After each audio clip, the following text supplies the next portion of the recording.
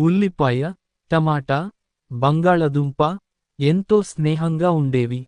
ఒకరోజు ఆ మూడు కలిసి నది స్నానము చేసి శివాలయంకు వెళ్లి శివుణ్ణి దర్శించుకుందామని బయలుదేరాయి. దారిలో ఎదురుగా ఒక ఎద్దుల బండి వస్తున్నది చూడకుండా నడుస్తున్న టమాటా బండి చక్రాల కింద పడి నలిగిపోయింది. ఆ బాధను తట్టుకోలేని స్నేహితులు ఉల్లిపాయ, బంగాళదుంప బోరున ఏడ్చాయి. కొంత సమయం తరువాత బాధను దిగమింగుకుని ముందుకు నడవసాగాయి. కొంత దూరం నడిచిన తర్వాత పక్కనున్న కొండపై నుండి ఒక బండరాయి జారి బంగాళాదుంపపై పడినది. బంగాళాదుంప చితికిపోయింది. అది చూసి ఒంటరైన ఉల్లిపాయ బోరున విలపించింది.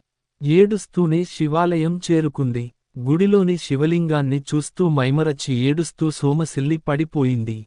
కొంతసేపటి తర్వాత శివుడు ప్రత్యక్షమై, ఓ ఉల్లిపాయ, లేవు, నీ బాధకు కారణం ఏంటి? ఎందుకు ఏడుస్తున్నావు? అని శివుడు అడిగాడు. పరమశివ, నీకు ప్రణామములు అని నమస్కరించింది. నా ప్రాణ స్నేహితులైన టమాటా, బంగాళాదుంప నా కళ్ళ ఎదుటే ప్రాణాలు కోల్పోయారు. టమాటా చనిపోయినప్పుడు నేను బంగాళదుంప కలిసి ఏడ్చాము. బంగాళదుంప చనిపోయినప్పుడు నేను ఒంటరిగా ఏడ్చాను. కాని నేను చనిపోయినప్పుడు నా కొరకు ఏడ్చేవారు, కన్నీరు కార్చేవారు లేరు స్వామి. తన బాధ విన్నవించుకుంది ఉల్లిపాయ. అప్పుడు పరమశివుడు, ఓ బిడ్డా, నీవు బాధపడకు. ఎవరైతే వంటల కొరకు నిన్ను కోసి నీ మరణానికి కారణమైతారో వారే నీ కొరకు కన్నీరు